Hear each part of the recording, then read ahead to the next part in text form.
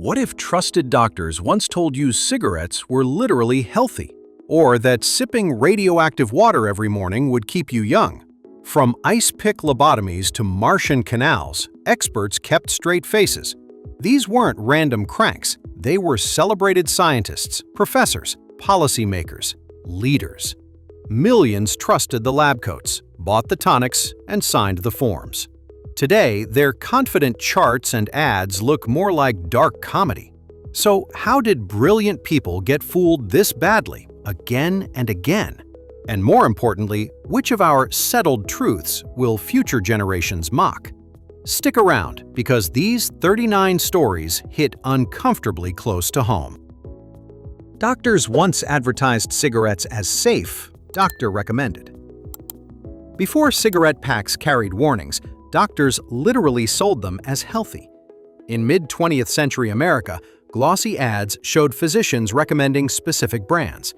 Companies like Camel and Lucky Strike paid real doctors for endorsements. Some ads bragged their cigarettes were easier on throats than competitors. Others showed white-coated physicians puffing confidently in clinical-looking offices. Medical language about nerves, digestion, and relaxation disguised straightforward nicotine marketing. Hospitals and medical conferences sometimes passed out free cigarette samples to attendees. It took growing lung cancer statistics to finally shatter that soothing illusion. Watching those old ads today feels like peeking into an alternate universe. Ice pick lobotomies, praised as a gentle miracle cure. For thousands of psychiatric patients, salvation supposedly arrived through an ice pick. In the mid-20th century, neurologist Walter Freeman toured America performing lobotomies. He slid a sharp tool behind the eyelid into the frontal lobes. The whole procedure sometimes took only minutes, done in crowded hospital rooms. Newspapers called him a pioneer, and families begged for treatment slots. Doctors reported patients became calmer, quieter, and easier to manage after surgery. They rarely mentioned the flattened personalities, memory problems, and devastating permanent disabilities. Freeman even performed lobotomies on teenagers, convinced he was preventing future illness. Today, those black and white photos look more like horror than healing. Cocaine toothache drops, marketed as harmless household medicine. Imagine treating a child's toothache with over-the-counter cocaine drops. In the late 19th century United States, that was perfectly legal and advertised. Drugstores sold tiny bottles promising instant pain relief for teething infants and children. Mothers saw friendly Victorian labels, not warnings about addiction or nervous system damage. Doctors praised cocaine as a modern alternative to alcohol-based pain remedies. Companies placed cheerful ads showing smiling babies finally sleeping after their magic medicine. Parents had no idea they were experimenting with a powerful addictive stimulant. As abuse and dependence cases mounted, regulators finally reconsidered the harmless reputation. Those syrupy bottles now sit in museums as quiet little cautionary tales. Radioactive health tonics promised limitless energy, youth, and vitality. There was a time when people literally drank radioactive water for health. In early 20th century Europe and America, radium-infused tonics flooded fashionable markets. Brands like Radithor promised renewed strength, sexual vitality, and slowed aging processes. Wealthy businessmen ordered crates, believing science had finally bottled eternal youth. One famous American golfer, Eben Byers, reportedly drank several bottles daily. His teeth crumbled, his bones deteriorated, and pieces of jawbone had to be removed. Doctors initially missed the connection, assuming his wealthy lifestyle was the real culprit. Only after several gruesome deaths did officials ban these glowing miracle drinks. The episode turned radioactive from futuristic buzzword into something genuinely terrifying. Radium-laced beauty creams promised glowing skin and radiance. Long before highlighter palettes, European companies sold women literal radioactive glow. In the early 1900s, French and German brands mixed radium into beauty creams. Ads showed glamorous models with luminous faces, hinting at scientific sophistication and elegance. Women dabbed radium powder on cheeks, eyelids, and even their teeth for sparkle. The products sometimes came in ornate jars stamped with little lightning bolt logos. Salespeople claimed the rays would stimulate skin cells and erase fine wrinkles. Instead, some users developed burns, sores, and mysterious chronic health problems. Factory workers handling radium powder were hit even harder, with bone cancers emerging. That fashion craze quietly died once researchers connected beauty rituals with funerals. Shoe store X-ray machines used to size kids' feet. In mid-century shoe shops, X-ray machines were basically another fun gadget. Across the United States and Europe, families slipped shoes into fluoroscope boxes. Kids peered down to watch their glowing bones wiggle inside shiny new sneakers. Salesmen used the ghostly images to claim perfectly fitted footwear every single time. The machines ran on unshielded tubes, blasting repeated radiation at ankles and hands. No one counted exposure minutes. They counted delighted squeals and boosted shoe sales. Some clerks reportedly used the machines dozens of times daily without protection. Eventually, reports of skin burns and bone issues pushed regulators to intervene. Today, surviving fluoroscopes sit in museums as relics of casual radiation enthusiasm. Phrenologists claimed skull bumps revealed intelligence, morality, and criminality. For decades, people trusted head bumps more than personality quizzes or job interviews. In the 19th century, phrenology shops spread across Britain, France, and the United States. Practitioners like Franz Joseph Gall argued that brain organs shaped the overlying skull. They ran fingers over bumps, mapping zones supposedly linked to kindness or deceit. Printed charts showed cheerful silhouettes with labeled regions for courage, spirituality, or aggression. Victorian employers occasionally consulted phrenologists before hiring clerks or domestic servants. Some parents used readings to decide whether a child seemed destined for greatness. The practice also justified racist ideas, ranking groups by cherry-picked skull measurements. Once real neuroscience advanced, phrenology quietly slid from science into parlor game territory. Bloodletting prescribed as universal cure for almost every disease. For centuries, feeling sick often meant losing a bowl of your own blood. From ancient Greece through early modern Europe, physicians routinely practiced bloodletting. Followers of Galen believed illness came from imbalanced humors circulating through the body.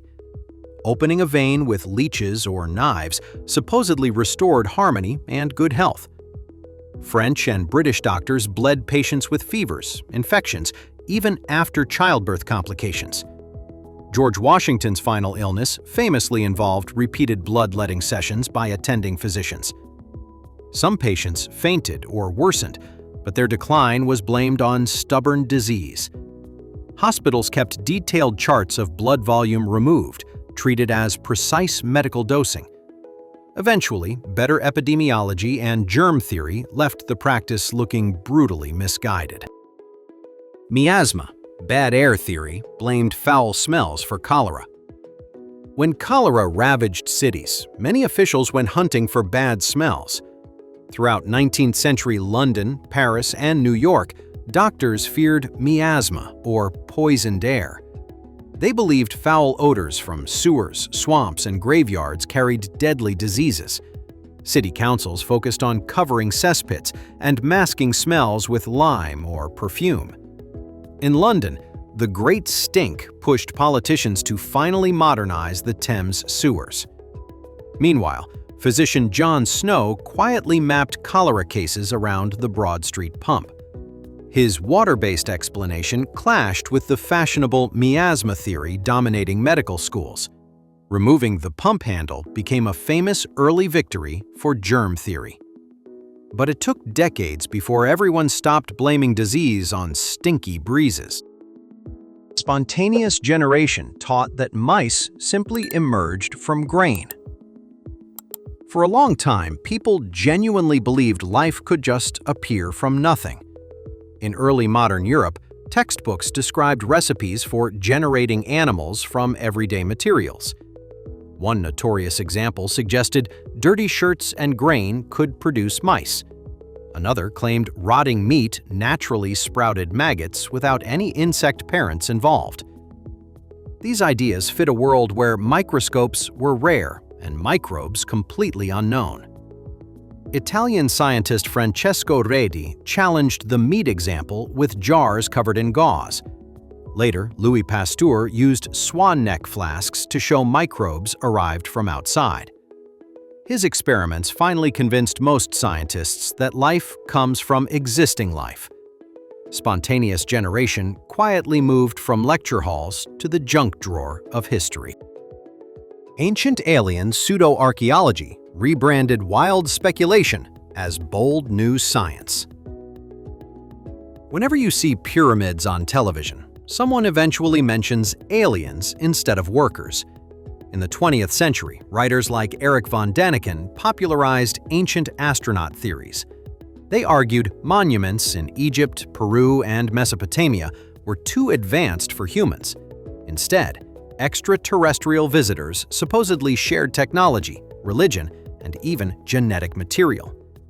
Colorful diagrams and dramatic narration gave these claims a thin scientific gloss. Actual archaeologists pointed to stone tools, quarry marks, and decades of careful excavation. But alien explanations sounded more exciting than patient human engineering and organized labor. The shows often ignored how these narratives erased achievements of non-European civilizations. What looked like daring science mostly recycled old colonial attitudes with new space helmets. Piltdown Man hoax fooled experts searching for missing human link. For years, Britain believed it had found the crown jewel of human evolution. In the early 1900s, Charles Dawson presented skull fragments discovered near Piltdown, Sussex. The fossil seemed to show a human-like skull with an ape-like jawbone. British scientists celebrated the find as proof humans evolved big brains very early. The discovery conveniently supported national pride, placing Britain at evolution's supposed center stage. Skeptics elsewhere in Europe questioned the strange combination of features and dating. Decades later, chemical tests revealed the bones were a carefully assembled forgery. Someone had combined a human skull with an orangutan jaw treated with chemicals. Piltdown Man's fall became a classic warning about wishful thinking in respectable laboratories. Eugenics movement branded forced sterilization as modern scientific progress. Under the banner of improving humanity, governments quietly stripped people of children. In the early 20th century, eugenics gained traction in the United States and Europe. Figures like Francis Galton argued that society should encourage the fit to reproduce. State laws in places like California and Virginia allowed forced sterilization of inmates. Targets included disabled people, poor communities, and those labeled mentally unfit by officials. Scientific language about heredity, statistics, and pedigrees disguised deep social and racial prejudices. Some leading universities hosted conferences praising eugenic policies as enlightened population management. Only after atrocities in Nazi Germany did many countries publicly abandon the rhetoric. The movement shows how easily science vocabulary can mask raw power over bodies. Racial intelligence rankings wrapped prejudice in serious scientific language. For decades, some researchers tried to turn racist hierarchies into statistics. In the 20th century United States, psychologists administered standardized tests to diverse groups. They claimed average scores proved certain races naturally smarter than others. These studies often ignored poverty, schooling, language barriers, and blatant test bias. Charts with neat lines and numbers made the claims look impressively objective. Politicians cited them to resist integration, immigration, or funding equal education programs. Later reanalyses showed sloppy methods, cherry-picked data, and culturally loaded questions. Many early authors quietly revised or walked back their strongest claims over time. The episode remains a textbook example of data serving prejudice instead of truth. 4 humors theory. Balanced blood, phlegm, and 2 mysterious biles.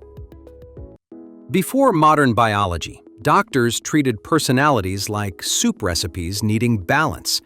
From ancient Greece through medieval Europe, medicine revolved around 4 bodily humors: blood, phlegm, yellow bile, and black bile, supposedly shaped health and temperament.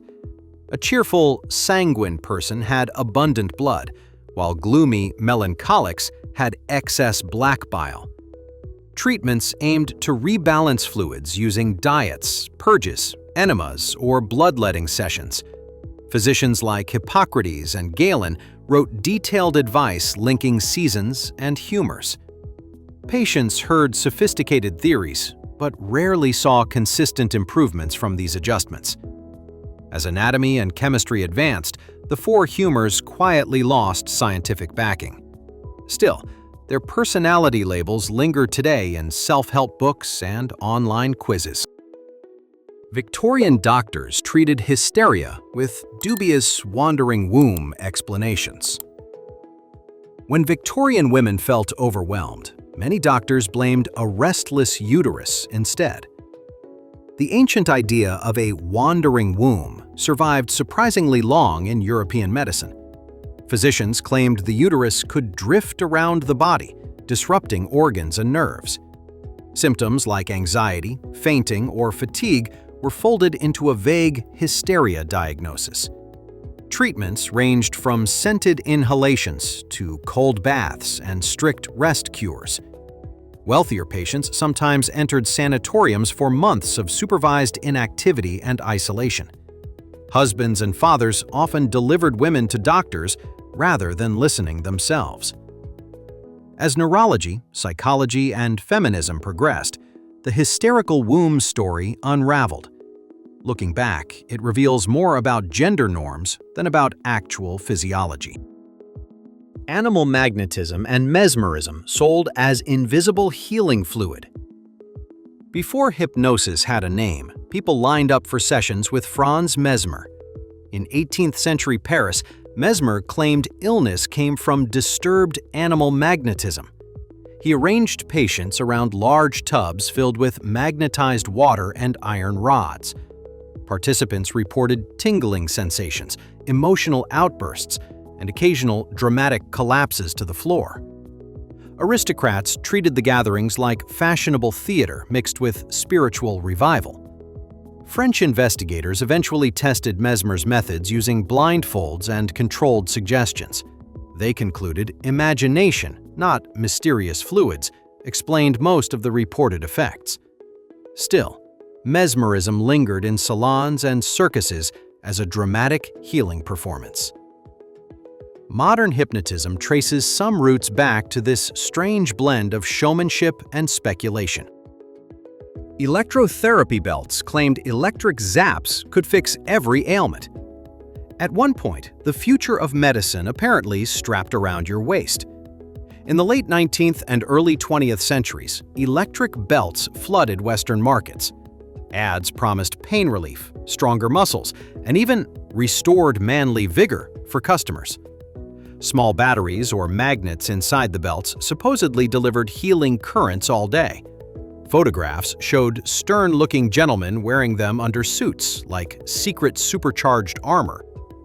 Doctors debated whether the weak currents did anything beyond mild tingling or discomfort. Some belts barely produced measurable electricity, but still sold as scientific breakthroughs. As regulations tightened, many manufacturers disappeared, leaving only dusty catalog illustrations behind. The craze foreshadowed every later gadget claiming to hack bodies with effortless technology. Magnetic bracelets marketed as precision-engineered pain relief technology. Long after the electric belts faded, magnets made a big wellness comeback. From the late 20th century onward, magnetic bracelets lined pharmacy and mall displays. Manufacturers claimed carefully arranged fields could ease arthritis, back pain, and headaches.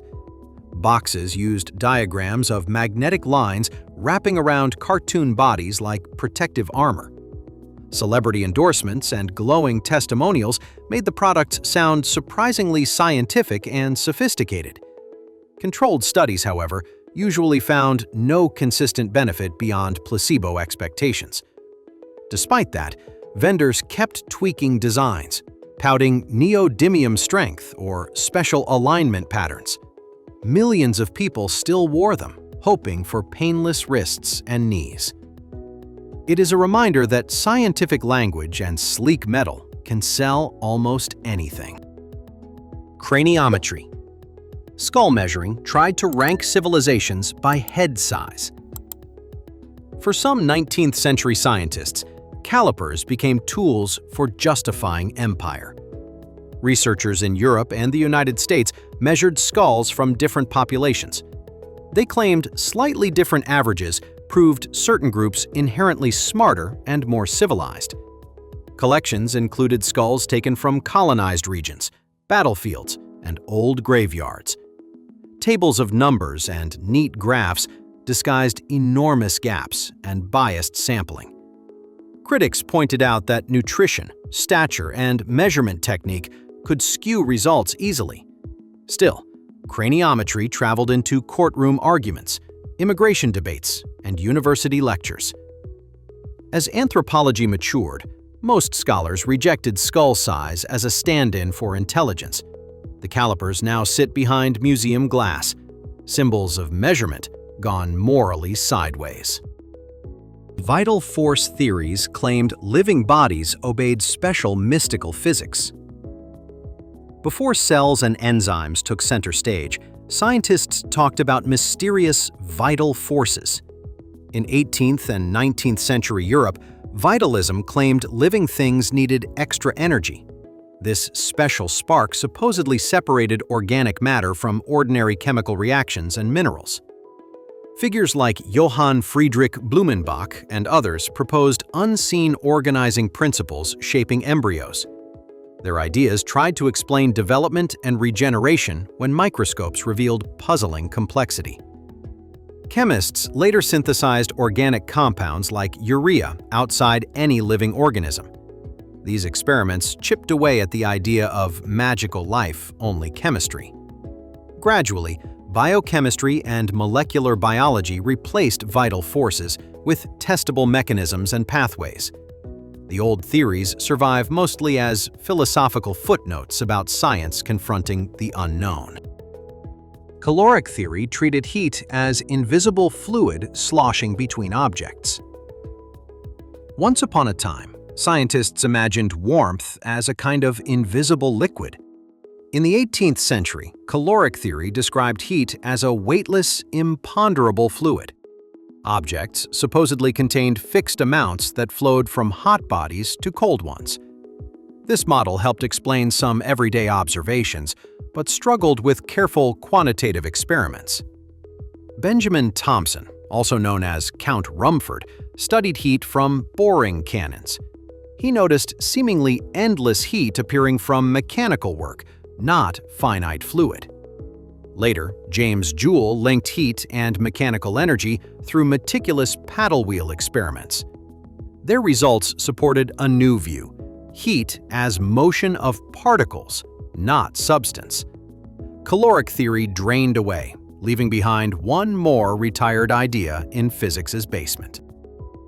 Luminiferous ether, invented to save physics from uncomfortable experiments. Before relativity, physicists thought light needed a medium, like sound through air. They proposed a luminiferous ether, an invisible substance filling all of space. This ether supposedly supported light waves while remaining undetectable in everyday life. Albert Michelson and Edward Morley designed an experiment to measure Earth's motion through it. Their interferometer results stubbornly showed no ether wind, no matter the orientation. Some theorists patched the model with increasingly awkward assumptions about contracted measuring rods.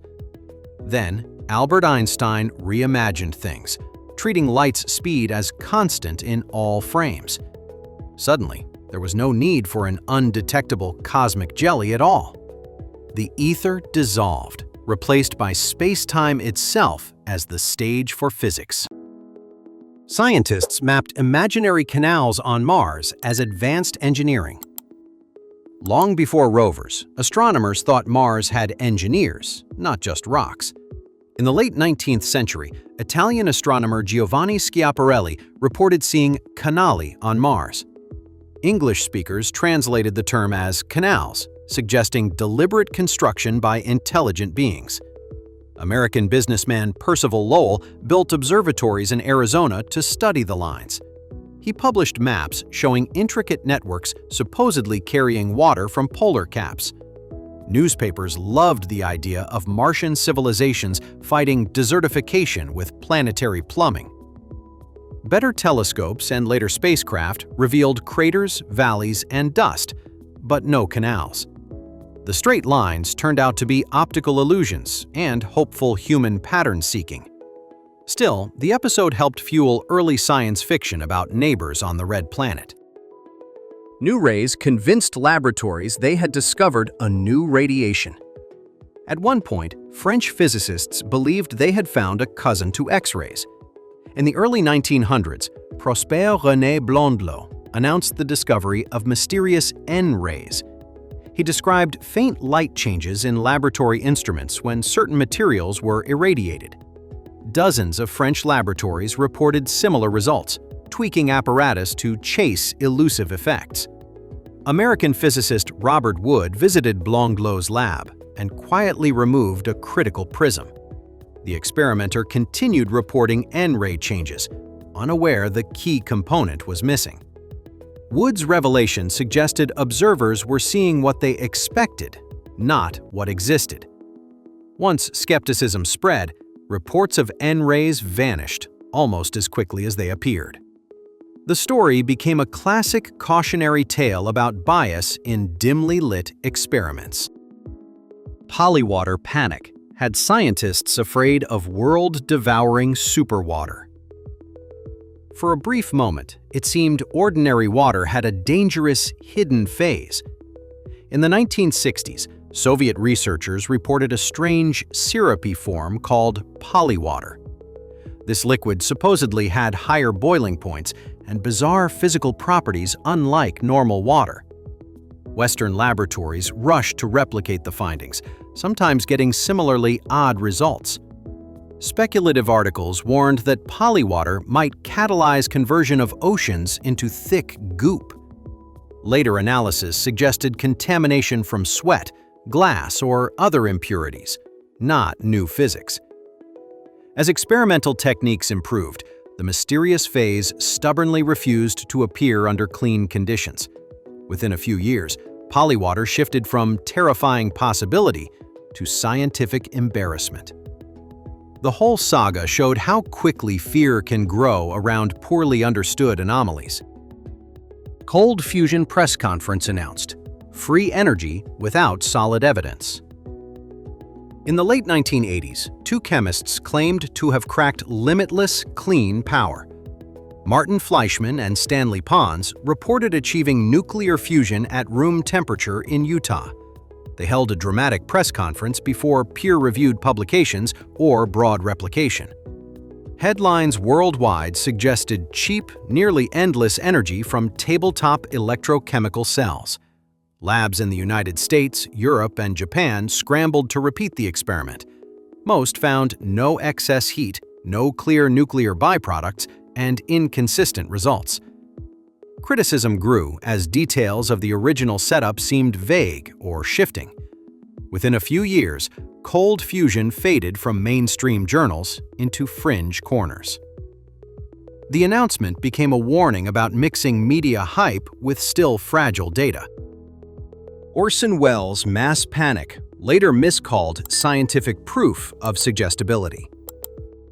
The famous Halloween radio broadcast supposedly turned America into a terrified mob.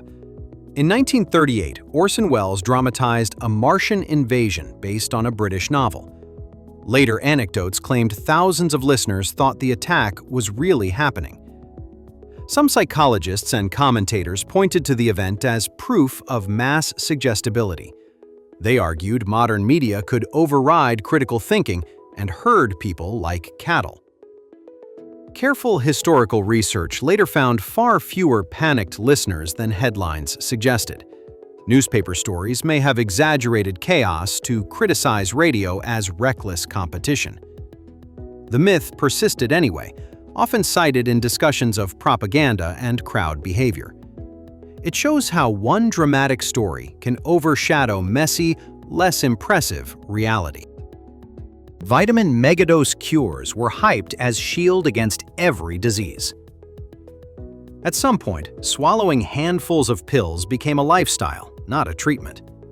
In the late 20th century, orthomolecular medicine promoted massive vitamin doses for health. Figureheads like Linus Pauling argued megavitamin C could prevent colds and chronic illness. Health food stores stocked huge bottles promising detoxification, energy, and even cancer protection. Marketing leaned heavily on the idea that vitamins were natural and therefore safe. Clinical trials often showed minimal benefits beyond balanced diets and normal supplementation. Extremely high doses sometimes caused kidney stones, nerve issues, or other side effects. Despite mixed results, supplement culture grew into a multi-billion-dollar global industry. It is a modern example where scientific credentials boosted ideas beyond solid evidence. Learning styles tests reshaped classrooms on extremely weak science. For years, students were labeled visual, auditory, or kinesthetic, like horoscopes. Teacher training programs across North America and Europe embraced learning styles enthusiastically. The theory claimed people learn best when teaching matches their preferred sensory mode. Schools bought tests, posters, and workshops, promising tailored instruction for every learner. Researchers later ran controlled studies comparing matched and mismatched teaching methods. Most found little evidence that tailoring lessons to supposed styles improved outcomes. Instead, content difficulty, practice, and general engagement mattered much more than labels. Educational psychologists began arguing the idea oversimplified how human memory actually works. Still, the colorful charts linger in classrooms long after the science fell apart. Lie detector polygraphs marketed as near-infallible truth machines. Police interrogations once leaned heavily on needles twitching across moving paper strips. Polygraphs measure heart rate, breathing, and sweating while people answer questions. Inventors and promoters claimed the machines could reveal hidden guilt or deception reliably. Movies and television shows turned polygraph tests into dramatic, decisive investigative moments. Studies, however, showed results could be influenced by anxiety, coaching, or examiner expectations. Innocent people sometimes failed tests simply because they were frightened or stressed. Courts in many countries limited or rejected polygraph evidence as unreliable science. Yet certain agencies and employers still use them as psychological pressure tools. The lie detector story shows how impressive graphs can overshadow messy human psychology. Facilitated communication devices claimed to translate silent patients' thoughts. In the 1990s, a new technique promised voices for people who could not speak. Facilitated communication paired nonverbal individuals with helpers guiding their hands on keyboards. Families watched in awe as previously silent children suddenly typed long, articulate messages. Therapists framed the method as unlocking trapped intelligence hidden behind motor difficulties. Skeptics suggested facilitators might unconsciously influence the typing, like a moving planchette. Controlled tests asked facilitators and clients different questions without shared information. The typed answers consistently matched what facilitators knew, not what clients saw. Investigations uncovered false abuse accusations supposedly typed by disabled children. Most professional organizations ultimately warned against the practice as unsupported and dangerous. Repressed memory hunts took vague feelings as hard forensic evidence. Therapy rooms once became accidental crime labs built on highly suggestible recollections.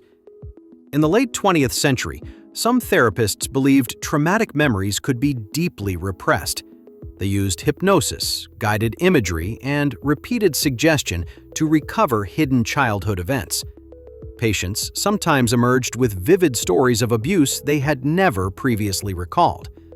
Courts accepted these accounts, leading to high-profile trials and family disasters. Memory researchers warned that human recall is reconstructive and easily shaped by questioning.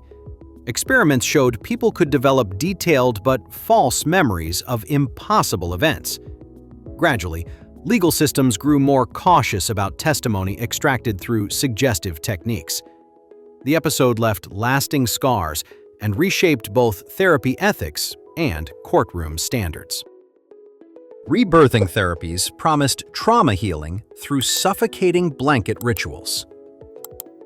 One of the darkest treatments for attachment issues involved forced fake births. In the 1990s, some therapists used rebirthing sessions for children with behavioral problems. They wrapped kids tightly in blankets, while adults applied pressure and shouted instructions. The idea was to symbolically recreate birth, giving the child a new emotional start. In Colorado, a girl named Candace Newmaker died during one of these sessions. She repeatedly said she could not breathe, while adults insisted she fight harder. The tragedy exposed how fringe therapies can drift far from basic medical safety. State lawmakers later passed regulations and bans targeting such coercive practices. Rebirthing now stands as a chilling reminder of unchecked experimentation in psychotherapy. Left brain, right brain personality types taught as settled neuroscience. For years, pop psychology said artists were right-brained and accountants left-brained. The idea came from studies showing certain functions concentrated in specific brain hemispheres. Self-help books and corporate workshops turned this into rigid personality categories. People proudly labeled themselves creative dreamers or logical planners based on simple quizzes. Brain imaging research later revealed both hemispheres constantly cooperate on most cognitive tasks. Differences exist, but not the neat split between emotion and logic marketers promised. Neuroscientists repeatedly pushed back against the oversimplified diagrams and catchy slogans. Still, the metaphor survives in conversation long after losing serious scientific support. It shows how brain facts quickly morph into sticky, hard-to-kill stories. Biorhythm charts claimed to predict accidents, love lives, and performance. Some people once believed 3 hidden cycles quietly ruled their daily fortunes. In the 1970s and 1980s, biorhythm graphs appeared in books and newspapers. The theory proposed physical, emotional, and intellectual rhythms starting at birth. Crossing points on the curves supposedly marked risky or lucky days ahead. Companies even considered biorhythms when scheduling pilots, drivers, or factory workers. Researchers examined accident records and performance data for patterns matching the predictions. They generally found random noise, not the elegant waves promised by enthusiasts. Biorhythm calculators eventually migrated from professional planning tools to novelty phone apps. The story shows how easily mathematics-flavored graphics can sell cosmic destiny. Low-fat diet mantras ignored. Sugar and oversimplified heart disease. For decades, supermarket aisles shouted one main health rule: avoid fat. Starting around the mid-20th century, Nutrition guidelines focused heavily on dietary cholesterol. Governments and medical organizations warned that fat clogged arteries like kitchen grease. Food companies responded with low-fat cookies, yogurts, and salad dressings loaded with sugar. Consumers felt virtuous eating snacks that quietly packed refined carbohydrates instead. Later research showed that overall diet patterns mattered more than fat alone. Some low-fat products even correlated with weight gain and metabolic problems. Nutrition science slowly shifted toward emphasizing whole foods, fiber, and balanced macronutrients. Meanwhile, fat-free labels remained on shelves, outliving the certainty that created them. Body detox foot pads claimed to pull out colored toxins. At the end of a long day, some people trusted sticky foot patches. Detox pads promised to draw harmful toxins out through the soles while sleeping. Infomercials showed clean white pads turning dark and slimy by morning. Presenters claimed the discoloration proved poisons leaving the body, thanks to special ingredients. Skeptical testers found pads turned brown when exposed to moisture, even unused. Chemical analyses often detected little beyond vinegar, fillers, and ordinary skin debris. Medical experts pointed out that kidneys and liver already handle detoxification efficiently. Despite that, the oddly satisfying morning reveal kept product selling for years. It was wellness theater, more about visuals and hope than biochemistry. Early powerline fears blamed electricity for every new illness. When high-voltage lines spread across suburbs, anxiety traveled right underneath them. From the late 20th century onward, some residents worried about electromagnetic fields. Clusters of cancer cases near power lines fueled headlines and community meetings. Activists argued that chronic exposure might disrupt cells or weaken immune systems. Scientists launched large epidemiological studies across Europe and North America to investigate. Most results failed to find clear causal links between everyday exposure and disease. Regulators still adopted cautious standards, keeping lines away from homes when practical. Meanwhile, newer wireless technologies shifted public fears to cell towers and Wi-Fi. The episode illustrates how invisible forces often attract more dread than measured evidence.